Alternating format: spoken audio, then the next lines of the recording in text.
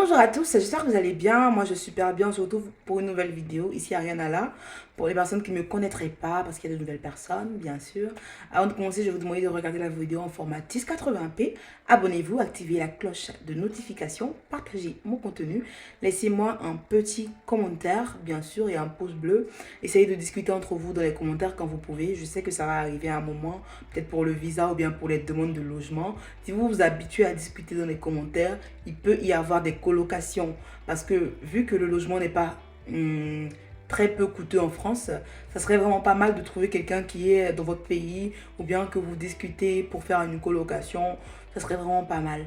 Abonnez-vous aussi à mon Instagram, abonnez-vous à la page Facebook Campus France Entraide parce que l'aventure continue au-delà de YouTube. Aujourd'hui, on va parler de Parcoursup, tout simplement parce que j'ai beaucoup de questions là-dessus. J'ai vu qu'il y avait plein de personnes qui ont parlé de Parcoursup sur les réseaux, sur YouTube notamment, mais faut dire que faut que j'en parle pour que certaines personnes puissent le comprendre mieux et ça me fait super plaisir d'en parler, ça me fait super plaisir que j'ai des personnes qui sont derrière moi, tout simplement. Donc, pourquoi j'ai beaucoup de questions sur Parcoursup? Bien sûr, c'est parce que les personnes qui ont postulé en L1 sont passées à une autre étape de leur procédure Campus France. C'est-à-dire, elles ont fini de soumettre leur dossier, elles ont plus de temps à consacrer à autre chose, on va dire. Elles veulent augmenter leurs chances d'être acceptées en France, bien sûr. Donc, il y a tout ça qui rentre en ligne de compte et je peux comprendre ça parfaitement et je vais me faire un plaisir d'en parler, de vous dire ce que je sais et puis de vous dire ce que je pense, de vous dire s'il est bien de le faire ou pas. Mais je vais sûrement vous dire de ne pas le faire en fait parce que dès lors que ça ne vous enlève rien, dès lors que ça ne vous enlève rien, vous ne perdez rien. Participez à Campus France. Vous voyez. On va commencer par qu'est-ce que c'est Parcoursup. Parcoursup, c'est la plateforme qui se charge d'orienter les étudiants français. C'est-à-dire, c'est la plateforme qui est compétente pour orienter les personnes quand elles sont admises au bac à l'université ou bien dans l'enseignement supérieur, tu vois. Parce que il y a plusieurs aides autour, il y a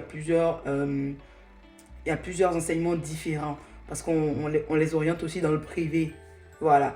Parce que je sais que dans nos pays, dans mon pays par exemple, il y a un service qui se charge d'orienter les étudiants quand ils ont le bac.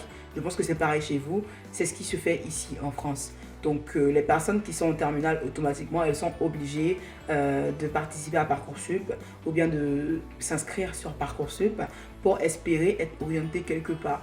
À moins que elles voient d'autres choix ou bien à moins qu'elles voient autre chose. Elles ont d'autres projets, peut-être de partir à l'étranger, etc., etc. Parcoursup, vous l'aurez compris, il va concerner les personnes qui veulent aller en L1 ou bien qui veulent faire une première année d'une certaine formation. Quand vous êtes étudiant étranger et que vous étudiez dans une école française, vous êtes comme les personnes qui sont en France ou bien vous êtes comme les Français qui sont ici. Vous avez la possibilité de postuler également. Enfin, moi, de ce que je sais, c'est que dans les écoles françaises, vous êtes prédestiné à postuler en France parce que c'est la continuité et c'est ce qu'on vous promet. C'est pour ça que vous payez des sommes exorbitantes. Donc, à vous, j'ai pas grand-chose à vous dire. Mais les personnes qui postulent et qui ne sont pas dans des écoles françaises, elles pourront postuler sur Parcoursup qu'en BTS ou bien en école préparatoire ou bien école de préparation, comme tu veux. Vous pourrez postuler qu'en BTS et en école de préparation. Sur Parcoursup, il faut savoir qu'il y a énormément de choix. Il y a énormément de choix. Ça va jusqu'à 30 choix. Ça va jusqu'à 30 choix qui sont divisés en, je crois, 10 choix et 20 sous-choix, quelque chose comme ça. Mais l'avantage, c'est vraiment de postuler au max. De postuler au max, max, max, max. Jusqu'à en être fatigué. Voilà. Mais cette règle-là, elle va marcher peut-être pour les étudiants qui postulent en licence, qui postulent en LMD peut-être, mais pour vous aussi. Mais vu que vous postulez en BTS et école préparatoire, dès lors que vous avez plusieurs références sur des écoles, ou bien vous avez plusieurs références sur des formations, vous allez pouvoir postuler autant de fois que vous voulez. Mais il faut savoir que c'est un peu le même principe que je vous conseille en fait sur Campus France. Parce que c'est une question de projet d'études, de projet professionnel, c'est vraiment pas de l'amusement. Ils vous demandent aussi votre projet motivé, quelque chose comme ça. Vous devez pouvoir leur dire que vous êtes apte et que vous souhaitez étudier en France et vous devez convaincre. C'est de ça qu'il s'agit en fait.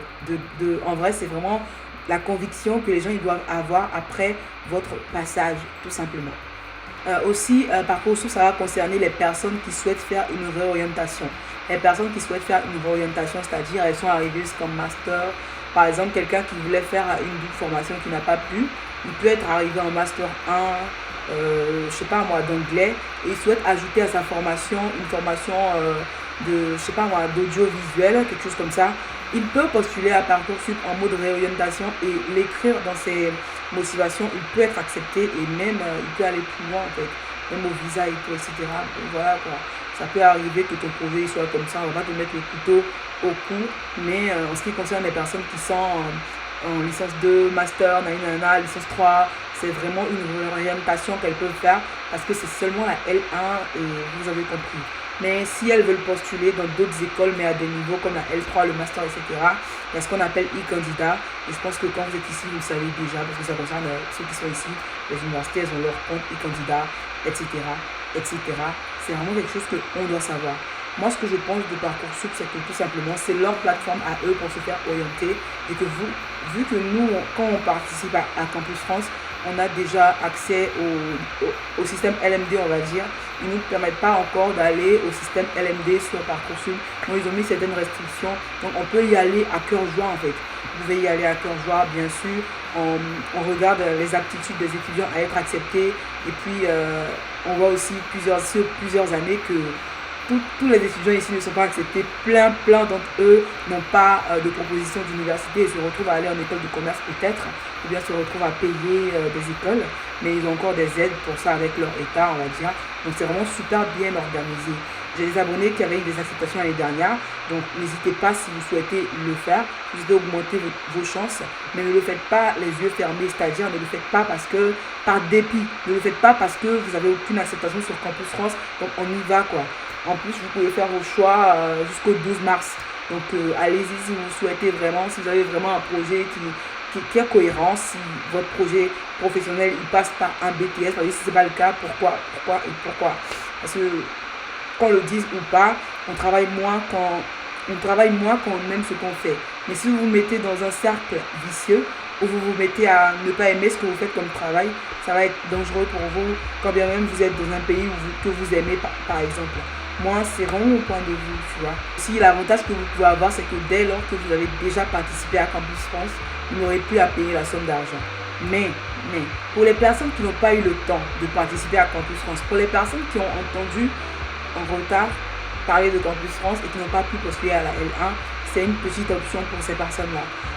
Si ces personnes-là sont peut-être en école française et que leur dossier n'a pas été fait, par exemple, ce dont j'en doute, si ces personnes-là sont à l'étranger, en école normale et qu'elles veulent participer à un BTS, elles savent vraiment que ce BTS est grave important pour leur avancée de parcours.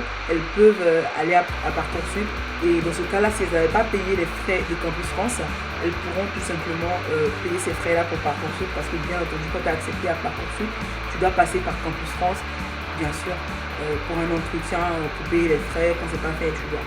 Donc ça revient au même, c'est le même pays, c'est la France.